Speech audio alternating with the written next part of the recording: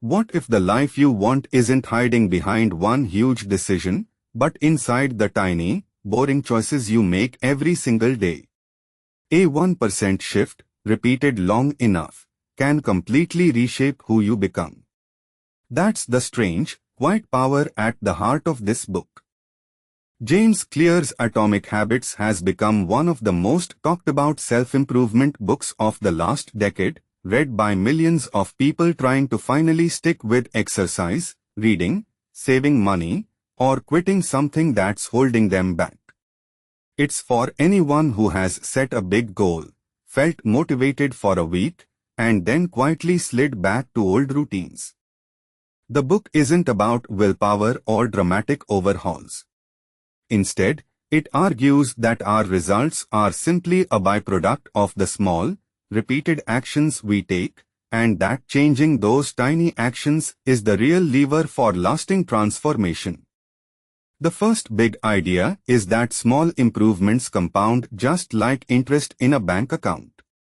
Getting slightly better each day feels invisible in the moment, but stretched across months and years, those tiny gains stack into results that look nothing short of dramatic, even though no single day felt special. This is why the book insists you should stop obsessing over goals and start obsessing over systems. A goal is the finish line you imagine, but a system is the daily process that actually gets you there, and it's the process, repeated relentlessly, that separates people who succeed from people who merely wish. Picture two runners with the identical goal of finishing a marathon. One only visualizes crossing the finish line, while the other builds a daily training routine. The runner with the system wins almost every time, because the goal alone gives no instructions for what to do on a tired Tuesday morning. The second core idea is that lasting change starts with identity, not outcomes. Instead of aiming to read one book, you aim to become a reader. Instead of trying to run one race, you aim to become a runner. Every small action becomes evidence for the story you are telling yourself about who you are. This flips the usual approach to change. Rather than gritting your teeth toward a result, you are casting a vote for a new identity every time you complete a small habit, and over time those accumulated votes actually shift your self-image, making the behavior feel automatic rather than forced.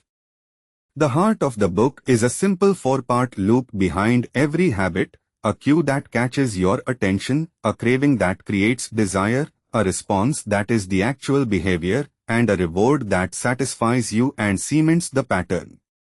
Understanding this loop lets you engineer it deliberately instead of leaving it to chance.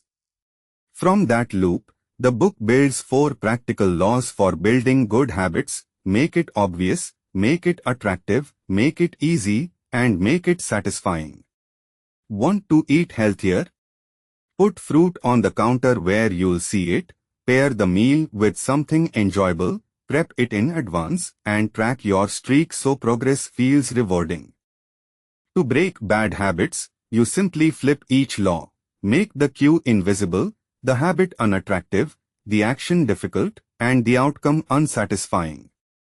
Someone trying to cut back on phone scrolling might leave the device in another room, remove tempting apps, and enlist a friend to hold them accountable if they slip. Another key lesson is that environment quietly shapes behavior more than motivation ever will. If your running shoes are by the door and your gym clothes are laid out the night before, showing up becomes almost effortless because you've engineered the easy path to be the good one. The book also introduces the 2-minute rule: scale any new habit down until it takes less than 2 minutes to start, like reading one page or putting on workout clothes. This removes the intimidation of a big goal and lets consistency, not intensity, become the early priority. One idea worth remembering is the plateau of latent potential. Progress often feels invisible for a long stretch, like ice not melting until it finally hits the right temperature, and then suddenly everything shifts at once. Most people quit right before that hidden threshold is crossed. So here's one thing you can do today. Pick a single habit you want to build and shrink it down to something under 2 minutes. Then place a visible cue for it in your environment, like setting your book on your pillow or your vitamins next to your coffee mug. That's the essence of atomic habits. Small, consistent, well-designed actions quietly become the architecture of a completely different life. If you enjoyed this breakdown, follow the channel for more book summaries that turn big ideas into simple steps you can actually use.